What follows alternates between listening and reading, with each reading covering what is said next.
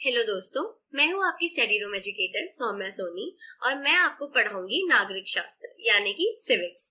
आज हम इसका पहला अध्याय पढ़ने वाले हैं जो कि है सत्ता की साझेदारी, जिसे अंग्रेजी में पावर शेयरिंग भी कहा जाता है। आप लोगों ने 9वीं कक्षा में पढ़ा ही होगा कि कैसे सरकार में सत्ता किसी भी एक अंग को नहीं दी जाती। इसे सरकार के 3 अंगों में, जो कि है न्यायपालिका, विधायिका और कार्यपालिका, इन तीनों में बांट दिया जाता है। सत्ता की साझेदारी होना बहुत ही महत्वपूर्ण है। क्यों है ऐसा, ये हम इस अध्याय में और आने वाले 2 अध्यायों में पढ़ने वाले हैं, तो ध्यान दीजिएगा। सत्ता की साझेदारी क्या है?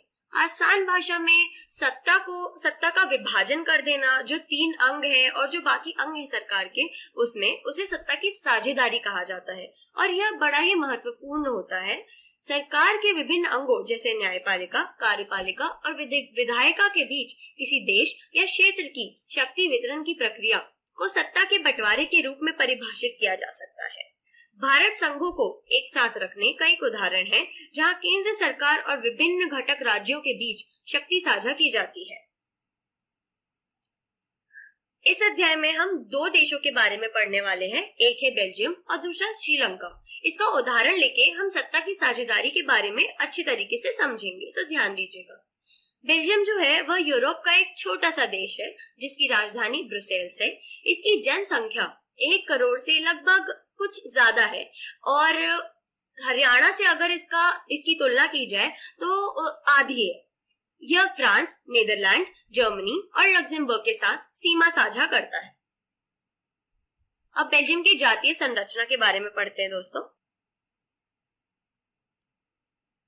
यहाँ पर लगभग 59% डच भाषी लोग, 40% फ्रेंच भाषी लोग और 1% जर्मन भाषी लोग रहते हैं। ठीक है दोस्तों, ये था बेल्जियम जो देश है उसके अंदर कैसा बंटवारा किया गया है जातीय संरचना का, ये उसके बारे में है। अब हम पढ़ेंगे ब्रुसेल्स में कैसे जातीय संरचना बटी हुई है। तो ब्रुसेल्स जो इसकी राजधानी है उसमें कुल 80% फ्रेंच भाषी लोग रहते हैं और 20% डच भाषी लोग रहते हैं।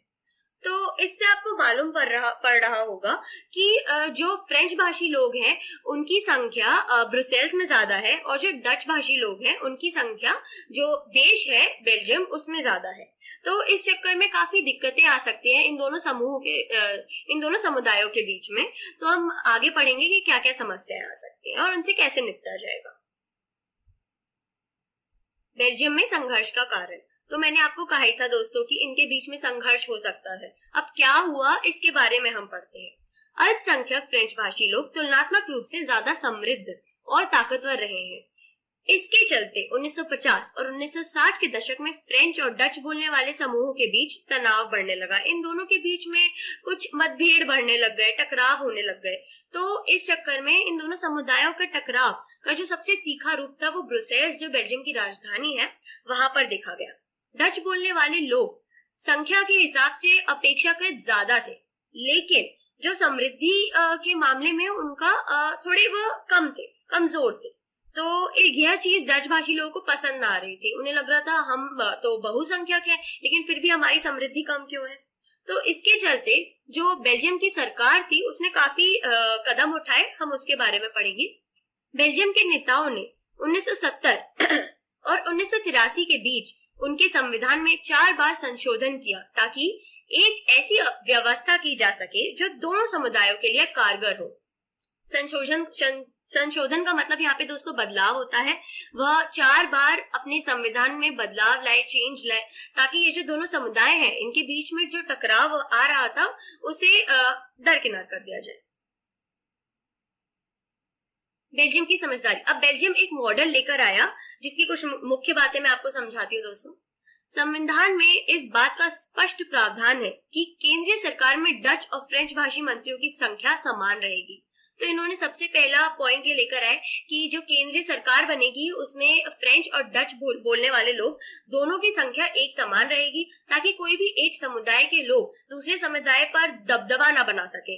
उन पर बहुत ज्यादा एक तरफा फैसला न ले सके। केंद्र सरकार की अनेक शक्तियां देश के 2 इलाकों की क्षेत्रीय सरकारों को बांट दी गईं और इसके अलावा इन्होंने ब्रुसेल्स में एक अलग से सरकार बनाई जो इसकी राजधानी थी, क्योंकि वहां पे भी देखा कि काफी ज्यादा मतभेद हो रहा था इन दोनों समुदायों के बीच में, तो वहां पे एक अलग से ही सरकार बना दी इन्होंने, जिसमें दोनों समुदाय के लोगों को समान प्रतिनिधित्व दिया गया। फ्रेंच भाषी लोगों ने ब्रुसेल्स में समान प्रतिनिधित्व के इस प्रस्ताव को स्वीकार किया, क्योंकि डच भाषी लोगों ने केंद्रीय सरकार में बराबरी का प्रतिनिधित्व स्वीकार किया था। तो फ्रेंच भाषी लोगों ने भी यह चीज स्वीकार करी जो बेल्जियम में कि ठीक है, समान प्रतिनिधित्व के लिए हम ओके हैं, क्योंकि जो डच भाषी लोग थे उन्होंने इस चीज को वो ऑलरेडी स्वीकार कर चुके थे। अब इसके अलावा केंद्र सरकार और राज्य सरकार या जो ब्रुसेल्स में सरकार बनी, उसके अलावा इन्होंने एक तीसरी सरकार बनाई जिसे कम्युनिटी गवर्नमेंट यानी सामुदायिक सरकार कहा गया। तो ये जो सामुदायिक सरकार थी, यह संस्कृति, शिक्षा और भाषा जैसे मसलों पर फैसला लेने का अधिकार इसे दिया गया। और केंद्र सरकार और राज्य सरकार के अलावा यह तीसरी सरकार इन्होंने बनाई सामुदायिक सरकार। इस सरकार का चुनाव एक ही भाषा बोलने वाले लोग करते हैं। डच, फ्रेंच और जर्मन बोलने वाले समुदायों के लोग चाहे वे जहां भी रहते हो इस सामुदायिक सरकार को चुनते हैं। वह चुनाव करते हैं, चाहे वह कहीं भी रहते हो, देश के किसी भी कोने में रहते हो, वह सामुदायिक सरकार के लिए अपना वोट देते हैं।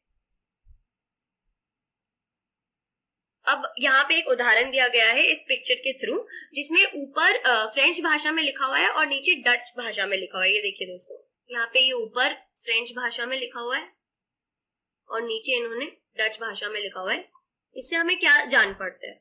इससे हमें ये समझ में आता है कि जो देश था बेल्जियम, वहां पे दोनों ही भाषा बोलने वाले लोगों को एक समान का इन्होंने ओहदा दिया और दोनों को बहुत सम्मान से इन्होंने ट्रीट किया। तो ये चीज हमें इससे पता चलती है। सत्ता की साझेदारी कैसे बेल्जियम को शक्तिशाली बनाती है। बेल्जियम मॉडल भले ही देखा जाए कि थोड़ा जटिल है, थोड़ा कठिन है, थोड़ा उसको समझना मुश्किल है, लेकिन बेल्जियम के नेताओं ने बहुत ही समझदारी से काम लेते हुए दोनों ही समुदायों को सम्मान दिया, उनकी भावनाओं का ध्यान रखा, उन्हें ठेस नहीं पहुंचाया और हितों का सम्मान किया। इस चक्कर में जो देश था बेल्जियम, उसमें एकता बनी रही। उन्होंने 2 प्रमुख समुदाय और भाषी आधार पर देश के संभावित विभाजन के बीच नागरिक संघर्ष से बचने में मदद की।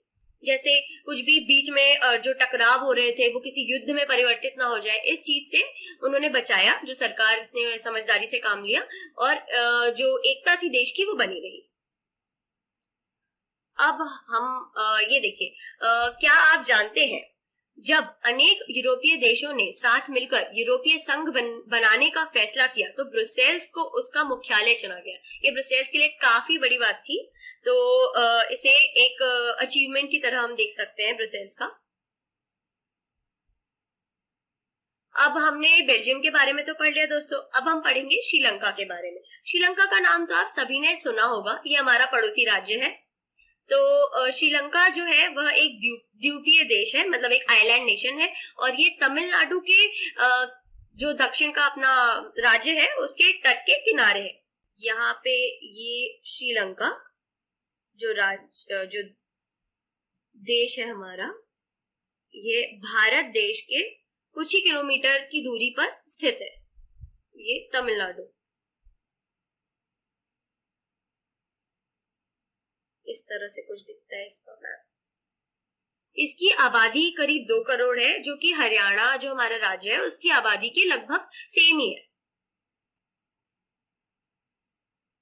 अब हम श्रीलंका की जातीय संरचना के बारे में पढ़ेंगे दोस्तों।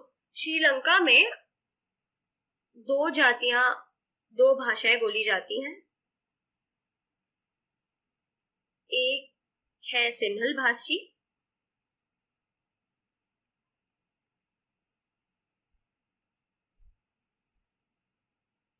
और एक है तमिल भाषी लोग।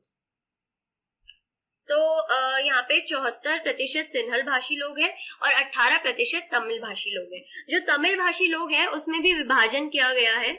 तो जो तमिल है वो 2 प्रकार के हैं। एक है श्रीलंका के जो निवासी तमिल है, जो हमेशा से श्रीलंका में ही रहते थे, और एक है जो भारत देश से श्रीलंका गए।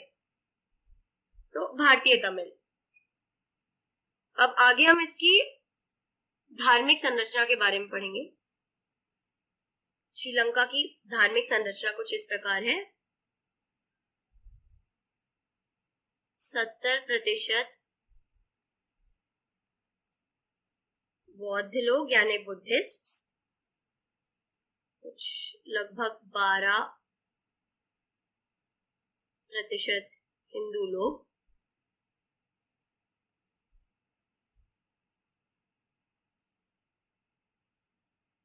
10% मुसलमान लोग और 7% ईसाई।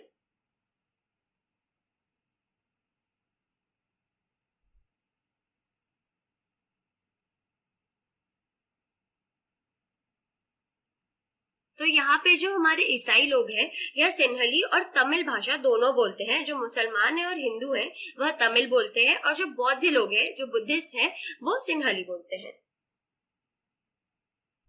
अब हम देखेंगे श्रीलंका में संघर्ष के क्या कारण थे। तो दोस्तों, हमने बेल्जियम के बारे में पढ़ा, हमने देखा सरकार ने कितनी समझदारी से वहां पे जो सामुदायिक डिफरेंसेस थे उनको हैंडल किया। तो श्रीलंका में सन 1974 में श्रीलंका स्वतंत्र राष्ट्र बना। सिन्हली समुदाय के नेताओं ने अपनी बहुसंख्या के बल पर शासन पर प्रभुत्व जमाना चाहा। अब हमने देखा कि कैसे सिन्हाली बोलने वाले जो बौद्ध लोग थे यह ज्यादा थे, ये बहुसंख्यक थे, तो इन्होंने इस चीज का फायदा उठाना चाहा और जो सरकार वहां बन रही थी उस पर बहुमत पाना चाहा। लोकतांत्रिक रूप से निर्वाचित सरकार ने सिन्हली समुदाय की प्रभुता कायम करने के लिए अपनी बहुसंख्यक परिस्थिति के तहत कई कदम उठाए।